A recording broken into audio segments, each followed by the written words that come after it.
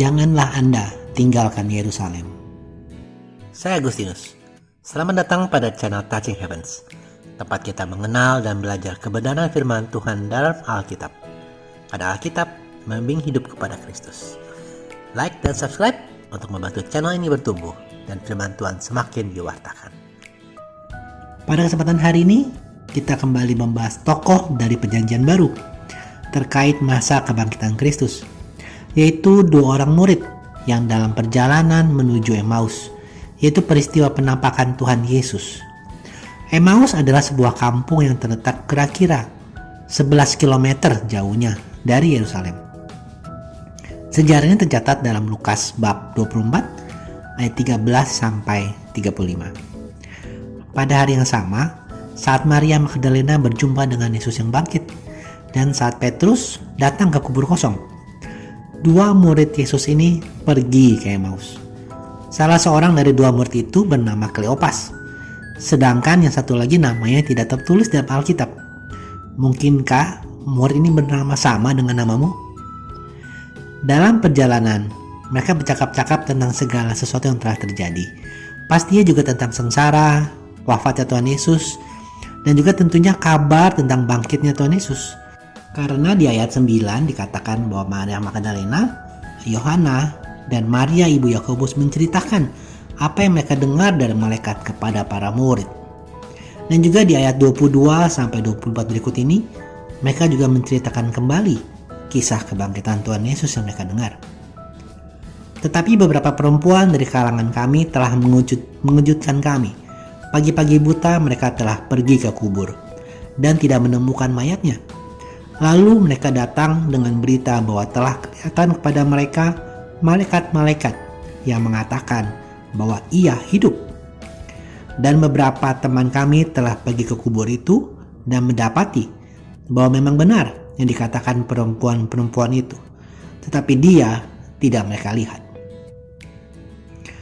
Meski dua murid ini sudah mendengar kabar tentang kebangkitan, mereka belum percaya bahwa Yesus sungguh-sungguh bangkit.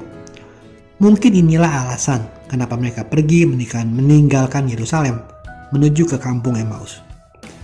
Kemungkinan Emmaus adalah kampung asal mereka, atau paling tidak ada keluarga mereka di sana. Kemudian datanglah Yesus mendekati mereka, lalu berjalan bersama-sama dengan dua murid ini.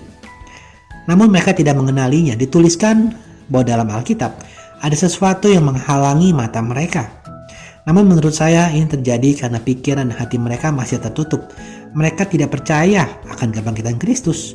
Jadi mereka menyangkal bahwa orang ini mungkin meski mirip Kristus, bukanlah Tuhan Yesus yang bangkit.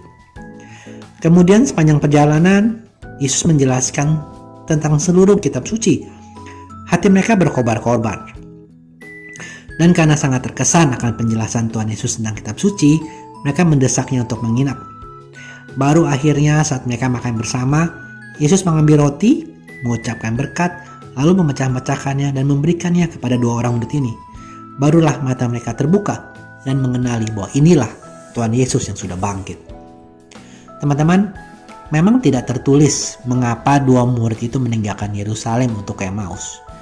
Tapi yang pasti, tindakan dua orang murid ini justru berlainan dengan sebagian besar murid Yesus yang memilih tinggal tetap di kota Yerusalem. Inilah yang kita bisa renungkan hari ini. Di saat gereja, di saat persekutuan, di saat komunitas, di saat keluarga kita ada persoalan atau problem, ada hal yang tidak sesuai dengan keinginan atau pendapat kita, janganlah kita meninggalkannya. Tapi pikirkan solusi bersama. Bicarakan dengan orang atau PIC yang tepat, dan senantiasa doakan untuk penyertaan Tuhan. Sebab dengan kuasa Roh Kudus, kita pasti mampu keluar dari persoalan, apapun persoalan itu. Dan hal kedua yang bisa kita petik dari peristiwa perjalanan Emmaus ini adalah kita senantiasa bisa menemukan Tuhan dalam perjamuan kudus atau sakramen Ekaristi. Di saat kita mendengarkan firman, kemudian menerima tubuh Kristus dalam rupa roti, kita dapat merasakan kehadiran Tuhan, mengalami kebahagiaan yang luar biasa dengan hati yang berkobar-kobar. Namun, jika Anda belum mengalaminya, dan merasa bahwa ibadah perjamuan atau sakramen Ekaristi tidak ada gunanya, maka sangatlah perlu untuk merenungkan kembali relasi Anda dengan Roh Kudus, karena mungkin masih ada sesuatu yang menghalangi matamu. Teman-teman, mari kita menyadari kehadiran Tuhan dalam berbagai peristiwa kehidupan, karena mengalami berjumpa dengan Kristus pasti mengubahkan kehidupan kita. Dimulai dengan perubahan pola pikir, dari pola pikir yang bersungut-sungut menjadi bersyukur, dari pola pikir khawatir menjadi beriman.